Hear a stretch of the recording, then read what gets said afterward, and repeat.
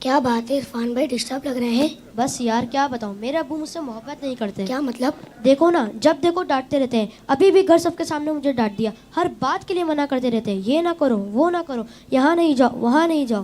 اتفاق سے میرے ابو بھی ایسے ہی ہیں. مجھے تو ایسا لگتا ہے دنیا کے سارے ابو ایک جیسے ہوتے ہیں. صحیح کہہ رہے ہیں آپ. نہ کہیں گھومنے لے کر جاتے ہیں اور نہ ہی کوئی میری فرمائش پوری کرتے ہیں. صرف سنڈے کے سنڈے دیکھنے کو ملتے ہیں، ورنہ صبح جاتے ہیں اور رات کو ہمارے سونے کے بعد آتے ہیں. دوسرے بچوں کے پاپا انہیں مہنگے مہنگے کھلونے اور چیزیں دلاتے ہیں. میرے ابو تو بس مجھے امید ہی دیتے رہتے ہیں. جی ہاں، آپ نے بالکل صحیح کہا. دنیا کے سارے ابو ایک جیسے ہی ہوتے ہیں. وہ خود سے زیادہ اپنے بچوں اور فیملی کا خیال رکھتے ہیں. کیا آپ نے کبھی یہ سوچا کہ کیا ان کا دل نہیں کرتا ہوگا کہ وہ بھی گھر میں رہیں، سکون سے بیٹھ کر آرام کریں؟ پتہ نہیں، شاید چاہتا تو ہوگا. اور جہاں تک بات ہے آپ کی فرمائشوں کی، تو ان کی سیلری ہی اتنی کم ہوتی ہوگی کہ وہ چاہ کر بھی آپ کی فرمائشیں پوری نہ کر پاتے ہوں. ہو سکتا ہے ہماری ضرورتیں پوری کرنے کے بعد ان کے پاس اتنے پیسے ہی نہ بچتے ہوں کہ وہ ہماری فرمائشوں کو بھی پورا کریں. میں نے اس طرح سے کبھی سوچا ہی نہیں. اور جہاں تک آنکھیں دکھانے کی بات ہے تو یہ بھی ان کی مجبوری ہے کہ ان کی ڈیوٹی ہے کہ وہ ہمیں ہمیشہ بری باتوں سے روکیں اور اچھی باتوں کی ترغیب دیں. اچھا فیضان بھائی، یہ بتائیں آپ کی ضرورتوں میں کوئی کمی آئی ہو؟ نہیں تو بالکل بھی نہیں. کبھی ایسا ہوا کہ آپ بیمار ہوئے ہوں اور آپ کے ابو کو آپ کی فکر نہیں ہوئی؟ ہماری بیماری میں سب سے زیادہ پریشان ہونے والے ہمارے ماں باپ ہیں. آپ کے ابو چھوڑ کر کہیں گھومنے چلے گئے ہوں؟ نہیں تو کبھی نہیں. کبھی ایسا ہوا کہ آپ کے ابو نے خود تو کچھ اچھا کھایا اور آپ کو نہ دیا ہو؟ کبھی نہیں. اگر کوئی اچھی ڈش کم ہوتی ہے تو وہ ہمیں دے دیتے ہیں اور کہتے ہیں تم کھا لو، میرا دل نہیں چاہ رہا. اگر یہ پیار نہیں ہے، محبت نہیں ہے، تو پھر کیا ہے؟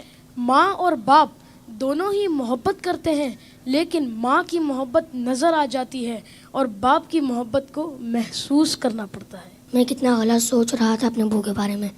لو یو ابو. Love you very much. باپ ہی ہوتا ہے. باپ ایک سایہ دار درخت ہوتا ہے. آج ان بچوں کی باتوں نے مجھے اپنے والد بھی یاد دلا دی ہے. واقعی اچھے کھانے انہوں نے ہمیں ہی کھلائے، اچھی چیزیں انہوں نے ہمیں ہی عطا کی.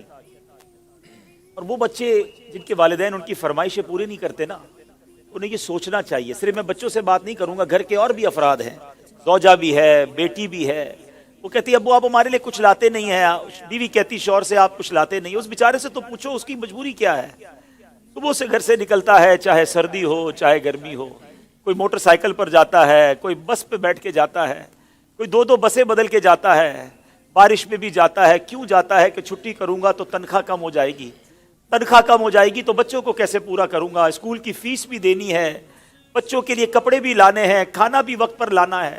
ہر چیز ہمیں تیار ملتی ہے. اس کی سورس کون ہے؟ وہ سورس ہمارے والد ہیں. اور بہت پیاری بات اس بچے نے کہی کہ ماں کا پیار تو نظر آتا ہے، والد کا پیار محسوس کرنا پڑتا ہے. پوچھو ان سے جن کا باپ چلا گیا.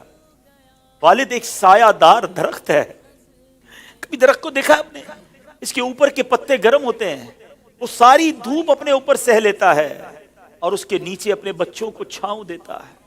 مگر لوگ بعض اوقات اپنے والد کی قدر نہیں کرتے، اپنے والد سے الجھتے ہیں، اپنے والد کو برا بھلا کہتے ہیں. یاد رکھیے میرے آقا فرماتے ہیں، اس کا مضمون یہ ہے کہ والد کی رضا میں اللہ کی رضا ہے اور والد کی ناراضی میں اللہ کی ناراضی ہے.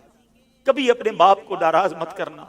اگر وہ بوڑھے ہو گئے ہیں تو اب تمہاری باری آئی ہے، ان کی خدمت کرو.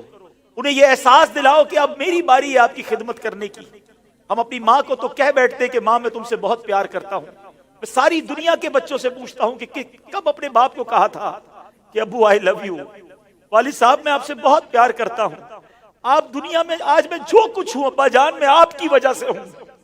یہاں تک پہنچایا مجھے آپ نے ہے. ارے جس نے انگلی پکڑ کر چلانا سکھایا، جس نے ہر مشکل میں کہا گھبرانا نہیں، میں تمہارے ساتھ ہوں. کہیں پھنس جاتا تھا تو ابو کے پاس آتا تھا، وہ کہتے بیٹا میں سنبھال لوں گا. اب وہ جب چلے گئے اب پتا چلتا ہے کہ کون ہے جو سنبھالے گا. بچپن اور بڑھاپا برابر ہوتا ہے. جب ہم چھوٹے تھے ہم نے بڑی ضدیں کی، ہم نے بہت اپنی باتیں منوائیں.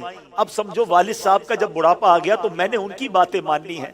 ان کی غصے کو برا نہیں ماننا، ان کے ٹوکنے کو برا نہیں ماننا. کبھی باپ کا دل مت دکھانا. یہ مت کہنا کہ آپ کو نہیں معلوم. ارے اسے کہتے ہو کہ نہیں معلوم جس نے ہمیں چلنا سکھایا، جس نے ہمیں کھڑا ہونا سکھایا، ہر مشکل میں جس نے ہماری مدد کی. خدارا میں ساری دنیا کے بیٹوں سے، ساری دنیا کی بچیوں سے، ساری اولاد سے گزارش کرتا ہوں اگر تمہارے والد زندہ ہیں ان کو خوش رکھنا. اور بوڑھے ہو گئے تو اب احساس دلاؤ ان کو کہ ابو جان آپ نے بڑا کام کیا ہمارے لیے، بڑی محنت کی، اب ہماری باری ہے آپ کی خدمت کرنے کی، اب ہم آپ کو سکھ پہنچائیں گے، اب آپ کسی ٹینشن میں نہ رہے، میرے پاس جو کچھ ہے ابو جان یہ سب آپ کا ہے، آپ کی وجہ سے ہے۔ دف ہے اس اولاد پر جو اپنے والد کو کہتی ہے کہ یہ میرا ہے آپ کا نہیں ہے، میں نے کمایا ہے آپ نے نہیں کمایا۔ یہ کبھی مت کہنا میرے پاس جو کچھ ہے، جو شرافت ہے، جو عزت ہے، جو دولت ہے، وہ سب کچھ ماں باپ کی وجہ سے ہے، وہ والد کی وجہ سے بالخصوص ہے۔ اپنے والد کو بڑھاپے میں خوشی دینا، اور جن کے ماں باپ چلے گئے اب ان کے لیے خوب ایصال ثواب کرے، ان کی قبر پر جایا کرے، وہاں دعائیں کیا کرے، بڑی پیاری دعا ہے۔ آؤ آخر میں مل کر ہاتھ اٹھائیے، اپنے ماں باپ کے لیے جو قرآنی دعا ہے وہ کرتے ہیں۔ اللہم ارحمہما کما ربیانی صغیرا، اے اللہ ہمارے ماں باپ پر رحم فرما جیسا انہوں نے بچپن میں ہم پر رحم فرمایا۔ جن کے ماں باپ زندہ ہے مولا ان کو حیاتی عطا فرما، صحت عطا فرما، نیکیوں والی طویل زندگی عطا فرما، اور جن کے ماں باپ چلے گئے اے اللہ ان کی قبروں کو جنت کا باغ بنا دے، ان کی بے حساب مغفرت فرما۔